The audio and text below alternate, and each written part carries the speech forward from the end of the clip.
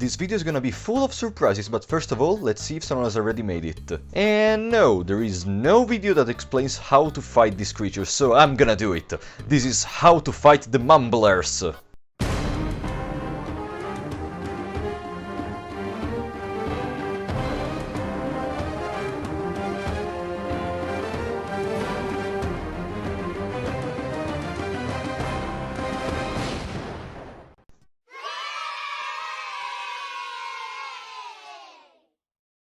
Why is this important? Well, first of all, the Mumbler is a very present enemy inside of the Thicket, which is a zone in which you may want to go if you want to destroy an organ, you want to get the Eastern Sword, or you just want to travel very quickly to the basement level 7. There should be, if I counted correctly, 7 Mumblers inside of the Thicket, of which 5 normal and 2 of the variant with the brain flower on the head, and we're gonna cover both the versions. Let's start with the normal Mumbler. What it does is really simple. Both the arms are gonna do the exact same attack, always, which is Shivering Touch, which does around 10 mind damage on average. Yeah, this enemy is gonna attack your mind instead of your HP, so you may need magic defense if you want to fight it properly, while his head is gonna do, with 33% chance, Soul Binding, which is a very powerful attack that puts on you a status effect that has no symbol, and this is Soul Sucked, which will make so that if your mind is more than 50,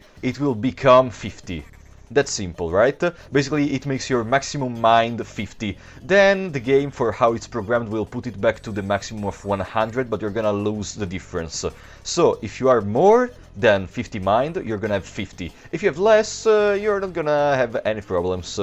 And there is another important mechanic. The head does not have increased evasion, but if you attack the head and it has a very small amount of health, then the head is gonna explode and one of your party members is gonna get poisoned.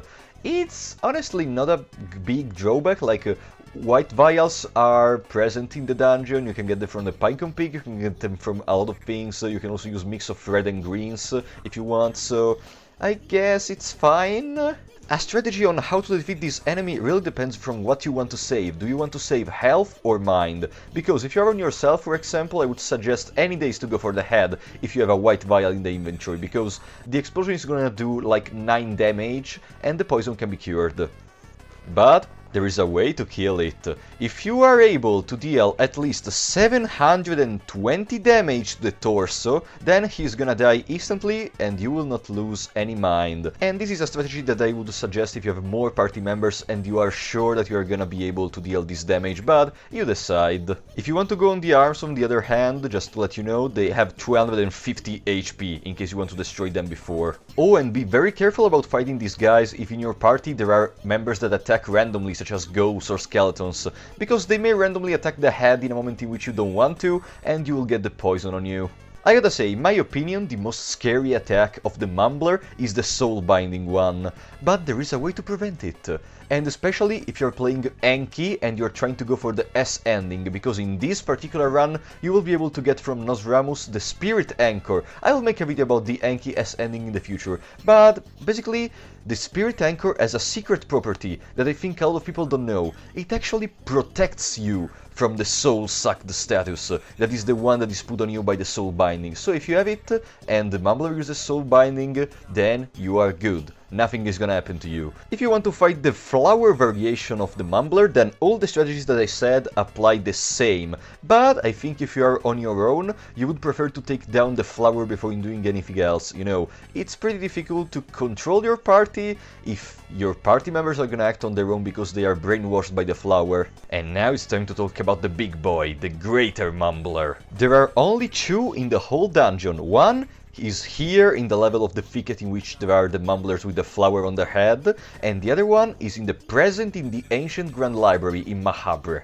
What does this one do? So, his empty arm is gonna use Empty Echo, which is a very tremendous damage to your mind. I think it can reach even 60 damage to the mind. And the hand with the lantern is gonna use Green Flame, which does like 30 damage overall, but it will put on you the status Acid. But I'm not gonna explain what does it do now, because this is gonna be funny. Let's take it for the future. And then there is once again the head with 33% chance of using Soul Binding, which does the exact that same thing that does the Mumbler. Now the strategy. If you are on your own, I would suggest, if you know that you are able to deal at least 350 damage, then go for the head, because once again the head doesn't have increased evasion, and so you can kill it in just one hit. You're gonna get poisoned, yeah, but it's the greater Mumbler, come on. If you have more party members, or you don't want to get poisoned, or you have a safest way to deal at least 780 damage on Fear and Hunger difficulty, or 1560 damage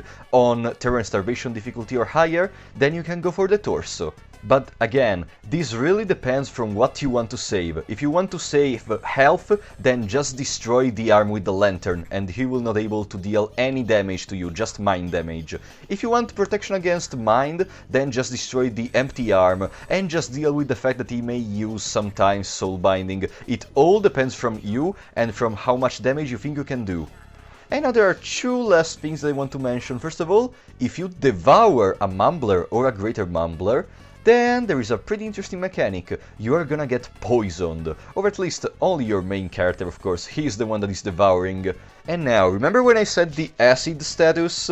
It's time to talk about it, don't you think? So, this is the acid statue. Do you see anything that it does? No, that's because it does nothing! But wait, maybe it does something related to a common event of the game, and apparently, yeah, if you go into the scarab, you see this little thing, this is a scarab apparently, yeah. And he does a pretty unique mechanic. I'm gonna go more on this when I do the video about him, but basically at one point he will just open his shell and he will splurt acid on you and your weapon will be melting. Pretty scary, right? I guess if the Greater Mumbler does this, then it's a problem. Wait a second. Apparently, the way this works is, in the battle against the Scarab, there is an event that calls a common event that is related to this. That is related to the fact that if you have acid, then your weapon is gonna be melting. But there is a problem with that. The Greater Mumbler doesn't have this event. Like, in his battle, the acid is basically useless, and it's gonna disappear at the end of the battle. So, what does it do? Nothing.